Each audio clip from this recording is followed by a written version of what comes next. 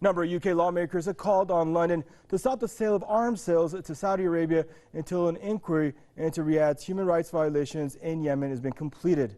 I meant the sale of arms, that is. Now, the Committees on Arms Export Control, or the CAEC, have raised serious concern about the UK's commitment to international law regarding the sale of arms. The CAEC inquiry chairman says the government must now take urgent action in halting the sale of weapons to the Saudis.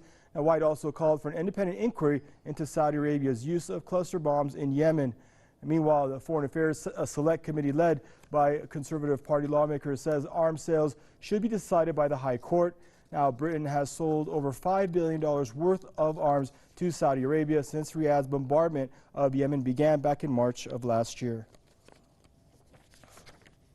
And joining us, Mr. Tony Gosling, out of Bristol, investigative journalist. Hello, Mr. Gosling, nice to have you back on the program once again. Now, pressure, the more the UK, it seems, parliamentarians acknowledge and are more aware as to what the Saudis are doing in Yemen and to Yemenis, the harder it's getting for many of them to feed into their government's complicity by providing Riyadh with the tools for what it's doing. Your thoughts? Well, look, one parliamentary committee after another is coming to the same conclusion. Back in February this year, the International Development Committee said Britain must halt arms sales to Saudi Arabia, and another committee and another committee. It doesn't take the High Court to stop these arms sales. What it takes is the Foreign Secretary and the Foreign Office to stop licensing these arms sales, literally simply to stop signing the bits of paper which allow these arms to go to Saudi Arabia. Is a very simple thing. The government could do it at the drop of a hat, but it doesn't have the political will. And one of the reasons it doesn't is because Britain is making a lot of money out of the killing of civilians by the Saudi Arabians. Britain licensed £3.3 billion worth of arms sales to Saudi Arabia, we hear, in the first 12 months of the bombing. And the UN figures are saying that 95%, certainly in the first year, of the casualties in that war were civilians. So we are actually making money out of it, and it's absolutely appalling that the British government is not stopping this right now. They've had enough signs from all over the world that they should do so immediately. They must do it as soon as they possibly can. Now, this cross committee that's comprised of 4 parliamentary committees, the CAEC, now they're supposed to come up with a recommendation on how to move forward with respect to the arms sales issue to Riyadh. Okay, one committee, they came up with an odd conclusion, I should add. They came up with 2 reports with 2 totally different recommendations. One committee wants a ban. One, we just mentioned, wants to leave it to the high courts. And the 2 other committees seem to be deadlocked over the issue.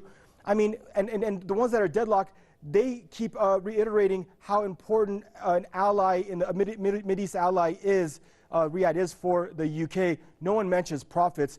Do you think that's what it all comes down to?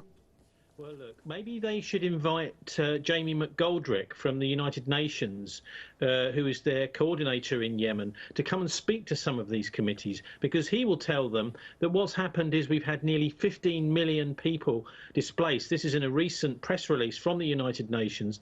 15 million people need humanitarian aid, and 3 million have been kicked out of their homes by this. This is not a war on any kind of military targets. This is a war on all of the ordinary people of Yemen. He's also said in the most recent statement that what they're seeing now is unrelenting attacks on civilians. And also, maybe this is something that the Foreign Affairs Select Committee and others will be listening to.